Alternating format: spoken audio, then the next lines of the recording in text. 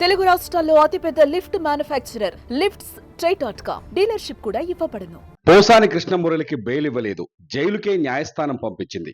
14 రోజుల రిమాండ్ విధించింది. హైదరాబాద్లో బుధవారం రాత్రి అరెస్టు చేసిన పోలీసులు గురువారం ఉదయం అన్నమయ్య జిల్లా ఓబులవారిపల్లె పోలీస్ స్టేషన్కు తరలించారు.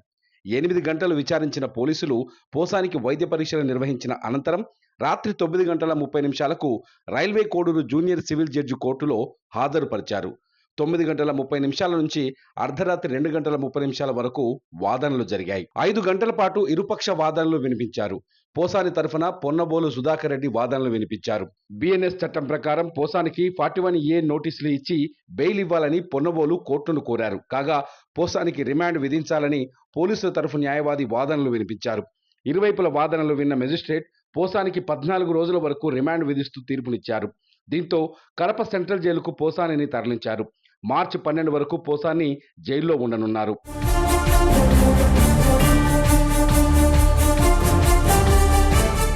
చంద్రబాబు పవన్ పై అనుచిత వ్యాఖ్యలతో పాటు కులాల పేరుతో దూషించడం, ప్రజల్లో వర్గ విభేదాలు సృష్టించారని పోసానిపై జనసేన నేత జోగినేని మణి ఫిర్యాదు చేశారు. పవన్ కళ్యాణ్ పై అనుచిత వ్యాఖ్యలు చేశారంటూ ఆయన ఓబులవారిపల్లి పోలీసులను ఆశ్రయించగా పోసానిపై 196, 353, 2, 111 రెడ్ విత్ 35 సహా పలు సెక్షన్ల కింద కేసులు నమోదు చేశారు.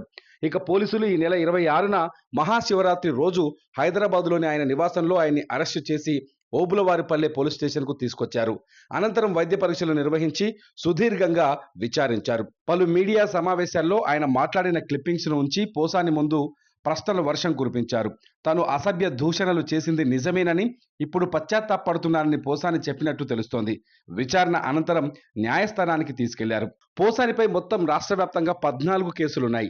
ఇటీవల పాలకొండ పిఎస్లో నమోదైన ఓ కేసులో ఈ నెల 12న విచారణకు హాజరు కావాలని నోటీసులు ఇవ్వగా పోసాని పట్టించుకోలేదని తెలుస్తోంది. కానీ తాజా కేసులో పోలీసులు నేరుగా వెళ్లి అరెస్టు చేయడం, విచారించడం, న్యాయస్థానం రిమాండ్ విధించడం చకచకా జరిగిపోయాయి. పోసాని ఎపిసోడ్తో మరోసారి రాజకీయం రసవత్తరంగా మారింది. ప్రభుత్వం వైసీపీ మధ్య మాటల యుద్ధం కొనసాగింది. రెడ్ రాజ్యాంగం నడుస్తుందని వైసీపీ విమర్శలు చేస్తే తప్పు చేసిన వారిని వదిలిపెట్టే అవకాశం లేదని కూటమి నేతలు కౌంటర్ ఇస్తున్నారు. వైసీపీ నేతలు వరుస అరెస్టుల నేపథ్యంలో పోసాని తర్వాత ఎవరు అనే చర్చ రాష్ట్రంలో మొదలైంది. చూద్దాం ఏపీ పాలిటిక్స్లో ముందు ఏం జరగబోతుందో.